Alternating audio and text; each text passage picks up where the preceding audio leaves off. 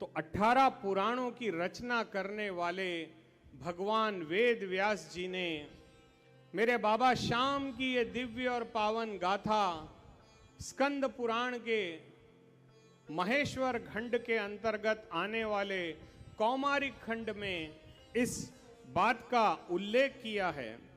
और तब वेद व्यास जी और नारद जी के संवाद में, क्योंकि नारद जी इस समय अर्जुन के साथ थे, तो अर्जुन को यह बता रहे थे कि वेद व्यास जी से उनकी क्या वार्तालाप हुई। तो नारद जी ने यह बताया कि हे अर्जुन, जब मैं भगवान वेद व्यास जी के साथ था तो भगवान वेद व्यास जी ने यह मुझे बताया था कि इस महेश्वर खंड के अंतर्गत आने वाले इस कौमारिक खंड में बर्बरीक जी, जिसे हम आज बाबा श्याम के नाम से जानते हैं, इनकी ये पावन दिव्य कथा का हमने उल्लेख किया है। वैसे तो 18 पुराण प्रत्येक व्यक्ति को पढ़ने चाहिए, क्योंकि इस मानव जीवन में हमें जीवन प्राप्त होने के बाद यदि हम इसका श्रवण नहीं करते तो हमारा ये जीवन नश्वर है। परंतु यदि जीवन में कभी समय मिले या ना मिले, कुछ पुराण ऐसे 5 पुराण भगवान वेद व्यास जी ने बताए हैं जिसका श्रवण प्रत्येक सनातनी को करना चाहिए। उनमें से सर्वप्रथम है श्रीमद् भागवत महापुराण, स्कंद पुराण, देवी भागवत पुराण, शिव पुराण और रामायण। ये ऐसे हमारे अलौकिक ग्रंथ हैं जिनका श्रवण करने मात्र से करोड़ों जन्मों के पापों का नाश होता है और हमारे जीवन में भक्ति महारानी का प्रवेश होता है। और जिस घर में इस कलिकाल में मां भक्ति का निवास होता है, उस घर में कभी किसी प्रकार की कोई कमी नहीं होती, हमें अष्ट ऐश्वर्य प्राप्त होते हैं।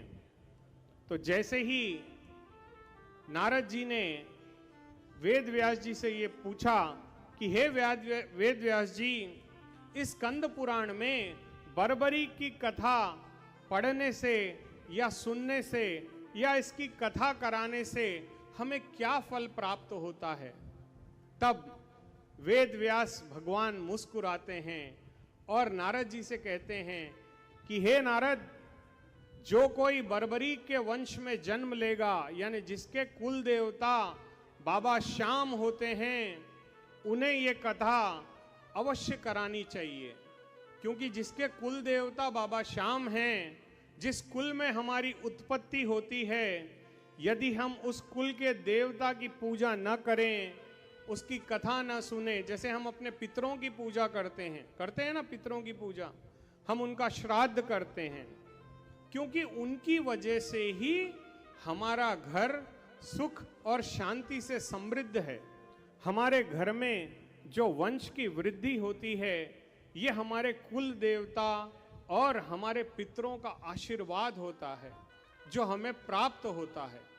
और यदि हम उनका पूजन न करें तो हमारे जीवन में हमेशा अभाव ही रहता है। अक्सर ऐसा देखा जाता है कि जिस घर के संतति अपने माता पिता, अपने पितरों की पूजा नहीं करती, उन्हें पूज्यमान नहीं मानती, उनके घर में कभी मां लक्ष्मी का वास नहीं होता। तो भगवान वेद व्यास ये कहते हैं कि जो व्यक्ति कथा, यदि ये श्याम बाबा की कथा, क्योंकि जिसके कुल देवता भगवान श्याम हैं, उसे तो ये अवश्य करानी ही चाहिए। और कलयुग में तो बाबा श्याम ही साक्षात भगवान श्री कृष्ण हैं। क्योंकि जब द्वापर युग में बाबा श्याम ने, जिन्हें हम बर्बरीक, कई बार मेरा संबोधन बर्बरीक करके रहेगा तो आप टेंशन मत लीजिएगा, क्योंकि कई लोगों को बाबा का नाम आज श्याम के नाम से जानते हैं, लेकिन उनका नाम था बर्बरीक।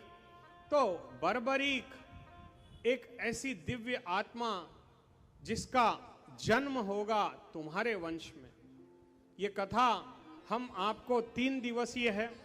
तो प्रथम दिवस की कथा में आज हमें ये पता चलेगा कि इस कथा को कराने का क्या महत्व है। दूसरा यानी दूसरे दिन की कथा में हम घटोत्कच जी के विवाह का प्रसंग लेंगे और इसके साथ साथ बाबा श्याम का जन्म उत्सव मनाएंगे। इसमें बाबा श्याम का, जैसे हम कृष्ण जी का जन्म मनाते हैं, वैसे इसमें बाबा श्याम का जन्मोत्सव मनाया जाएगा। और तीसरे दिन की कथा में बाबा श्याम के द्वारा दिए गए शीश दान की महिमा का बखान किया जाएगा कि कैसे मेरे बाबा ने शीश का दान दिया है।